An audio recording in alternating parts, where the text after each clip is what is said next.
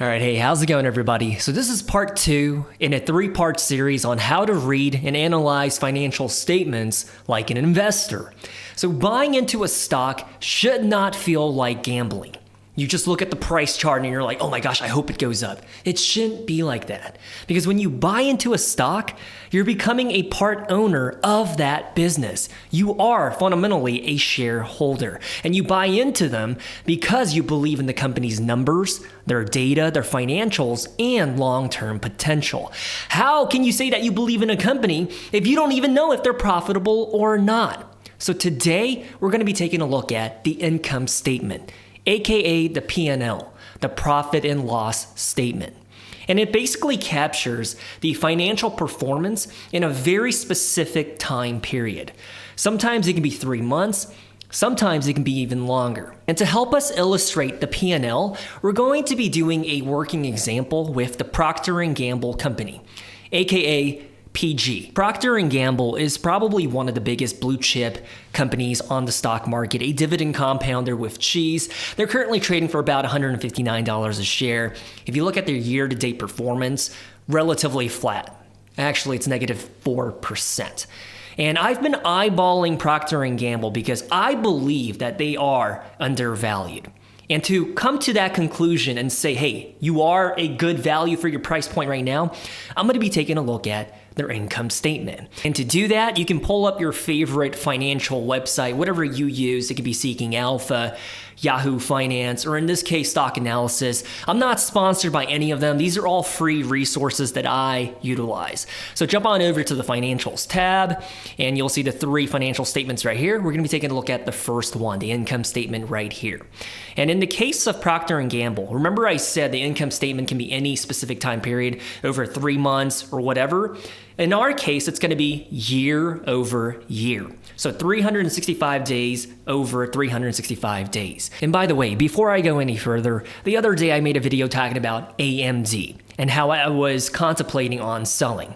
Well, I did in fact sell out of them at a pretty good profit, pretty happy to capitalize and seize the green while it's still green. And so I'm using that money to potentially buy into Procter & Gamble depending on how the numbers look. So the P&L tells us how much money you make and how much it costs to make that money. And ultimately, it determines whether a company is profitable or not. So that's kind of like the bottom line, upfront, executive summary, 1 sentence of what a P&L is. I don't know if you're anything like me, but before I get into the numbers and the details about a concept or a new learning lesson, I kind of like to know about the big picture overview of what it is we're talking about. So I can explain it in a layman terms, easy way to understand, okay? So for example, the Seattle Seahawks. Think of it as like the week 1 game against the 49ers that's coming up in September. So when we look at and assess the performance in that one match, that's the income statement, the P&L. Whereas the balance sheet is the overall wins and losses at the end of a season. Like, did they make the playoffs? Did they choose to pass the ball on the 1-yard line in the Super Bowl when you had arguably the best pound-for-pound running back in Marshawn Lynch? I'm going to tell you right now, even after all these years, my nipples are still dry and angry and crusty at the fact that we lost that Super Bowl because we threw on the 1-yard... Don't even get me started. So the balance sheet is your overall GPA at the end of an academic semester or quarter, whereas the income statement, the P&L, is your current report card, your financial, your performance in the now. And the cool thing about the income statement is that it is systematic. It starts with the biggest number at the top, which is revenue, also known as the gross sales. And as it goes down, it gets smaller and smaller as we deduct all of these various different line items. And I'm telling you right now, this is pretty intimidating to be looking at it. I spent 2 years learning about how to read an income statement during my MBA. I'm trying to teach you how to do this in a span of how long this video is going to be. 30, 40, 50 minutes. So if you feel overwhelmed, it's okay, but I'm going to try to explain it in a way where it's easy to understand. So the P&L, think of it as like a waterfall where it starts at the top and it'll trickle down to the next line item below it. and it's systematic. So let's go ahead and start from the top, the revenue. This is the overall income that a company generates, the gross sales, how much money the business makes. And I would argue it's the second most important line item in the P&L. And when I say line item, I'm talking about each one of these specific cells.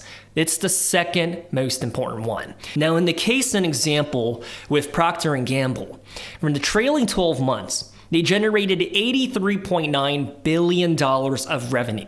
And when you think about it year over year in the trailing 12 months, it's negative 0.16%. That's not good, friends and family. And the next line item that I like to take into account is the cost of revenue. This is also known as COGS, the cost of goods sold. How much of what Procter & Gamble is selling sets them back? The direct costs that are associated with producing their products. So when we think about the price of the raw materials, the packaging, the delivery, the labels that go on their deodorant sticks, and I think a really good example that some of you guys might resonate with when it comes to the cost of revenue to make money is Hershey. So in the context of Hershey and their raw material of cocoa beans, if that price goes up, then this price is also going to go up, which fundamentally results in their gross profit getting smaller. But going back to our example with Procter & Gamble, they generated $83.9 billion of revenue, and we're going to deduct $40 billion because that was the cost associated with making those products, and what it results in is the gross profit. So $43.3 billion. That's bonkers numbers, my goodness gracious. And I'm gonna tell you right now, this is usually where startups fail and burn cash. So right off the bat in the income statement, whenever I look at a startup, my eyes just roll and I'm like, okay, I'm not interested anymore because their gross profit is usually a negative number. Case in point, let's look at Virgin Galactic Holdings, ticker symbol SPACE. They're in the business of doing space tourism, taking the really rich billionaires up into space to take a look at the Earth of us peasants and then coming back down to Earth, and each ticket costs hundreds of thousands of dollars. Ridiculous. So if we take a look at their income statement, so trailing 12 months, they generated $5 million. But the cost to do business was $88 million. So their gross profit is negative $82 million. So they lose more money to make money. So in order to make $5 million, they had to burn and spend $88 million. Does that make sense? That's why I really don't like startups and hyper growth companies where their fundamentals and financials are negative and unprofitable on paper.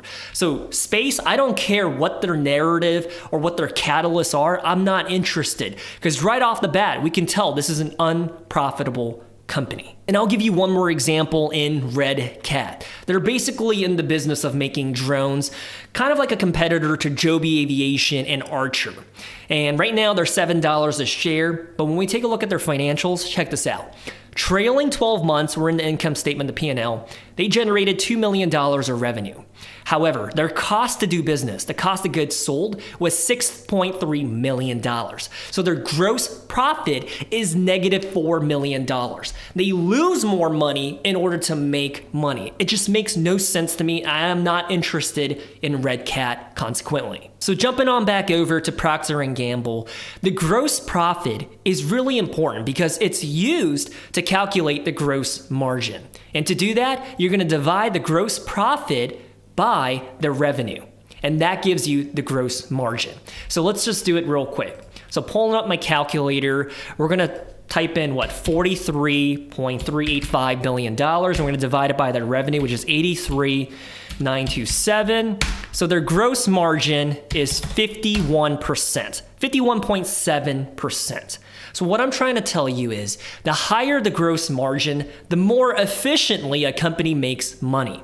And instead of an upward trend, like if we examine their gross margin across the years, instead of seeing it going up and to the right, what I would rather see is a stable number. Like if it's 50 to 51% year over year, that tells me that this business is really stable in how they do business, and that even if their cost of revenue, the cost of goods, even if that goes up, their revenue follows suit, and so their gross margin is stable, predictable, reliable. I like that more so than the ones that are volatile, up and down, not my cup of tea. Now, the next thing that I like to take a look at is the operating expenses. This is everything and anything indirectly related to how they make their money. And that's how it differentiates itself from the cost of goods sold. Directly related to the product, the raw materials, the delivery of the products, the label that goes onto the deodorant stick.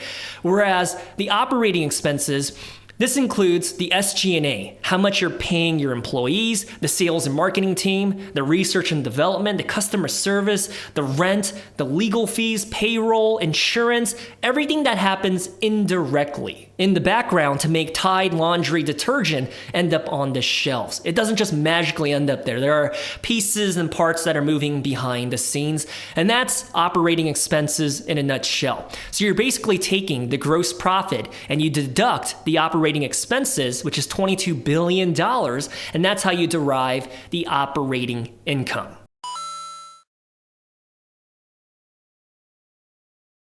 And the operating income is the profit and the money that you make after accounting for how you pay for the operations, but before taxes and interest are taken into consideration. And we use the operating income to determine the operating margin, your profits from your operations. And you're basically going to take this number and divide it by the revenue. So let's just do a quick working example right here. We're going to take, it says what? 21, that's bonkers. $21 billion, and we're going to divide it by their revenue, which was 83.927. So their operating margin is 25.4%, which I would argue is very freaking good for a CPG. So far, I like what I see. I mean, I don't like that their top line is decreasing year over year, but at least their margins are looking pretty squared away. However, one thing that I do want to call out that I wrote in my notes is that unlike the gross margin, where we like that number to be stable and relatively the same thing year over year, when it comes to the operating margin, we do want to see this number going up and to the right. If it's a very mature and established company like Procter & Gamble, then a stable number is okay as well. So if I were to calculate 2023, 2022, 2021, I would like to see it be at least 25% for their operating margin. Now, this is also another fail point for startups or speculative growth companies. And I'll give you another example right here in the form of Big Bear AI based in McLean, Virginia. People are saying that this is going to be the next Palantir. I don't know about that, Chief. They're currently trading for about $5.80. Year to date, they're up by 31%. If we take a look at their one-year metric, they were as low as $1.20 back in 2024. And they're basically in the business of helping Border Patrol, FBI, and the federal agencies detect and identify people. And I think it's helping their operations right now with ICE and in their efforts of rounding up and deporting people. As you can see right here, Big Bear offers national security, digital identity, and biometrics solutions. As we jump over to their income statement, you'll see that it looks pretty good from the beginning, right? Revenue, $159 million, up year over year by 9%. They are profitable. They have gross profit of $45 million. However, as you take a look at their operating expenses, in aggregate, it's $90 million because paying for their staff and employees is $76 million and their R&D is $13 million, and that adds up to $90 million. And when you deduct that from their gross profit, their operating income is negative $44 million. So they are unprofitable in their operations. And that for me is a reason to just turn my eye away from them and I'm not interested, which is kind of weird because if we look at their history, in 2020, they were profitable. They generated $5 million from their operating income. But since then, they've just been unprofitable. And I think the biggest culprit, if you go up, now we're applying the lessons that we're learning, right? If we go up, we can see that in 2020, they spent $15 million in paying their staff and employees. However, consequently, in the following year, they ended up paying $97 million for their employees. And that's when their margins just started getting squeezed and it started looking pretty ugly. And they started ramping up how much they spent in their R&D. Because in 2020, they spent $600,000. In 2021, they spent $6 million. And this number is only getting bigger and bigger, and same with the SG&A. And that's why their operating expenses are more than their gross profit. And for me, my conclusion is I'm not interested. I don't care if you're the next Palantir. Their fundamentals and financials don't make sense to me, so I would rather not invest into them. Because if you invest into a company that's unprofitable, then you're basically betting on the narrative and the story to make their stock price move up. I would rather invest into an established and a mature company like P&G where their numbers are profitable and they make sense. That way, my investing thesis is not predicated upon a story or a catalyst, but rather something that's more tangible and the numbers that are objective and are in the green. Big Bear is in the red. So the fact that they're up by 31%, I get it. It's a hyper-growth, speculative company. Their fundamentals, though, on paper, objectively, no bueno. And for me, that's enough to just not invest into them. And I'm okay with the fact that I'm walking away from a potential 10-bagger because I don't believe in their numbers and financials. Depending on who you are, your risk tolerance, you might be like, dude, sign me up. I love that they're unprofitable. But the fact that you just said that they might be the next Palantir, I'm not like that. Okay, I'm not a part of that train that hops onto all the hype and speculation that may or may not pan out. I'm just not a fan of that. And I'm in my mid-30s. However, my brain and my soul and my risk tolerance is very similar to someone that's like 60 and about to retire. I don't like gambling, okay? It just depends on who you are.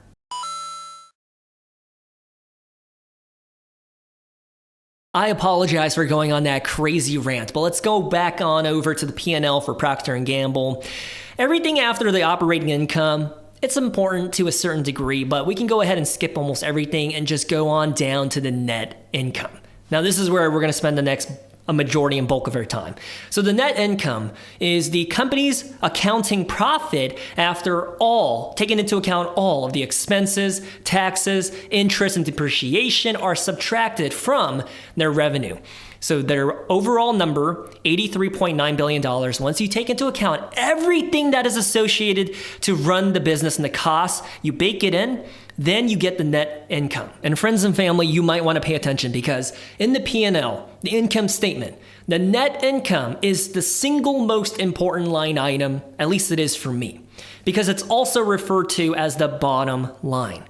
Because, as I just alluded to, it tells you what cash or money is left over after all of the expenses. So the net income has different names. Some people refer to it as the bottom line. Some people just say net income, but it's also known as the earnings. So whenever someone says earnings, they're referring to the net income, the bottom line. What are the profits left over for this company? And just for fun, if we go back up a few line items, how much taxes did Procter & Gamble pay? Well, in the trailing 12 months, they paid $3.9 billion of tax. Dude, that's pretty crazy. I know you and I, we complain about, how the tax man takes so much of our taxes. But can you imagine paying $3.9 billion of tax? That's pretty crazy. But I feel like that's a splash in a bucket in the ocean because $3.9 billion of tax to that of $83.9 billion of revenue, dude, that's literally nothing. So I guess in the grand scheme of percentages, it's not that much tax, but just as a number valuation, $3.9 billion, pretty wild. Now, after taking into account the net income, I think another aspect of the income statement that's just as important because it is the net income broken down to a per share level is the earnings per share. So the earnings, aka the bottom line, aka the net income per share. And you do that by taking the net income and dividing it by the shares outstanding. And we break down the bottom line to a per share level. That way it's easier for you to compare apples to apples.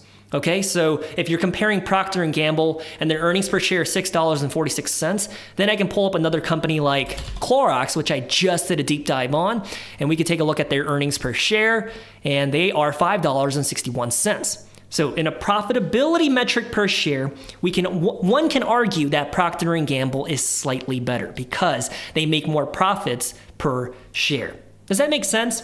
And something else that I like to look at from the income statement is the EBITDA, the earnings before interest, taxes, depreciation, and amortization. And it's important to me because it shows the company's core operating profitability without the impact of all those expenses making things cloudy and muddy. Because depending on the company, you might pay more taxes, right? Depending on your structure, depending on your revenue generated. But if you take their impact away, then you can see the core profitability.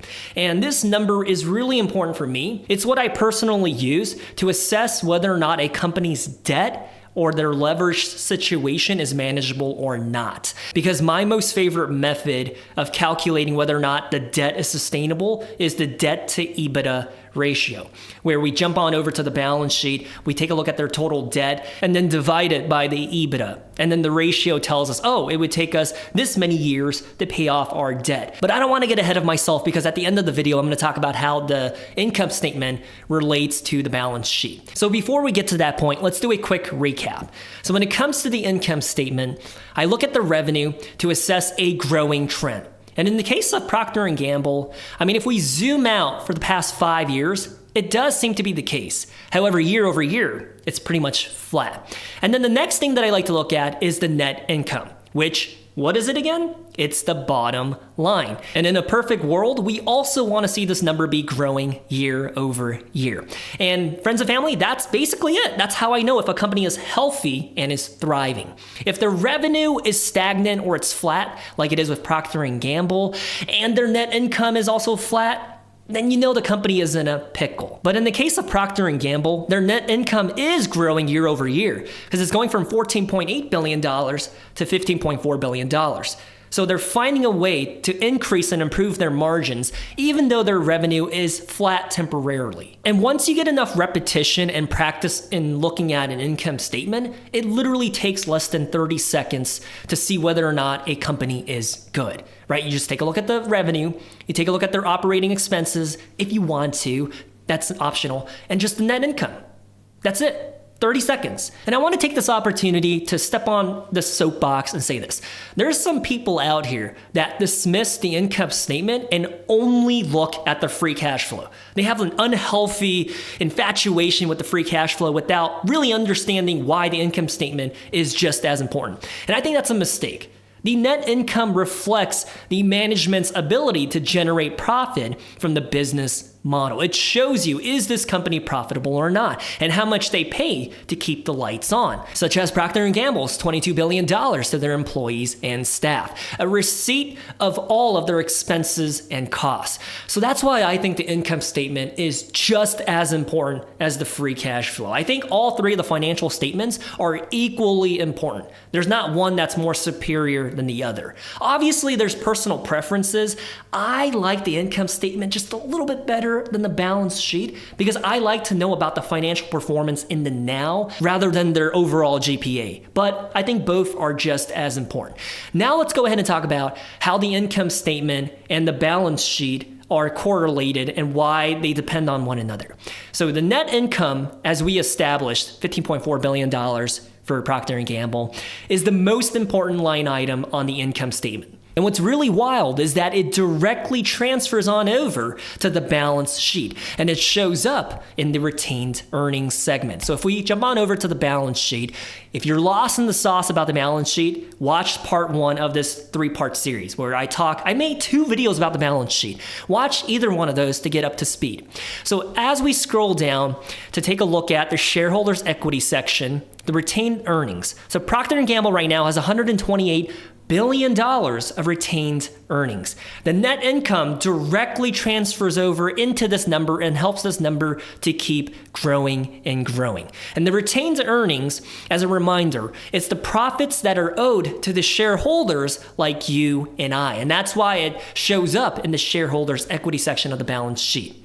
So the net income accumulates here until it is used. And the company must use the retained earnings to benefit the shareholders. This usually manifests in dividends, share buybacks, whatever. All that to say, if the company is not generating positive net income, then they're not going to be able to put more money into the pool that's known as the retained earnings. And that's why I think the payout ratio is so freaking important. If a company is utilizing too much of their net income or the earnings per share to pay out their dividends, then you know that dividend's going to be cut in the near future. So if we jump on over to their dividend profile, 67%. Do you understand what this number is trying to portray? That means of their earnings per share, it's like what, $6.21? Of that, 67% of it is utilized to pay out the dividend, and it manifests in $4.23. So think about it. If the payout ratio hovers around 90 or 95%, that means almost all of their bottom line per share is used for the dividends, and then that's how we know it's not going to be sustainable or going to grow in the near future. But because of 67%, that's why they're able to grow the dividend, and we see it pan out as 6.5% because it's healthy and it's sustainable. And this number really depends on the context of the business or the industry or sector that they operate in. For me, for a normal CPG company, I think anything less than 79% healthy. Obviously, I want to see this number be even lower, like 45 or 50%, but anything under 79%, pretty good. Yellow flag territory would be 80 to 85%. Anything above 90%, you know that dividend might be cut in the near future. It's not 100% guaranteed that it's going to be cut, but the health and the sustainability of that growth probably not going to happen. So the payout ratio, really freaking important. Now it's time for the outro. Now, as a reminder, this is how I, as a fellow amateur investor, this is what I look at and prioritize when it comes to the income statement. If you have an accounting background or your CPA, or depending on who you are, you might focus on other line items. Like you might be like, dude, all I care about is the interest expense. Why do you care about the net income? It depends on who you are. But I feel like the top line and the bottom line and the earnings per share, those three line items, for me, that's what's most important. And I'm trying to be transparent with you because as a dividend growth investor, that's my perspective. I shared with you what I think is important when it comes to the income statement. Now, if you do speculative growth investing or you follow options, puts, or you do anything else, none of this probably matters to you. But as a guy that cares about the fundamentals and that the numbers are good and solid, this is what I look at and what I care about. Now, if you love this type of content, I'm telling you right now, you would enjoy the Patreon because I go above and beyond and publish exclusive research and content on there that you would really like. So if you like this kind of nerdy stuff, check out the Patreon. Anyways, I love you guys. Stay safe. Good luck in the stock market. And I genuinely hope that you're learning a thing or two from me making this content. If not, you probably most likely have sweaty nipples. Anyways, jokes aside, see you guys. Hey everyone, I just wanted to say thanks to Justin for getting us these awesome gifts from the baby registry. This cloth diaper and a sleep set. Yes, can you believe it? We're gonna do freaking cloth diapering. But I appreciate it, Justin.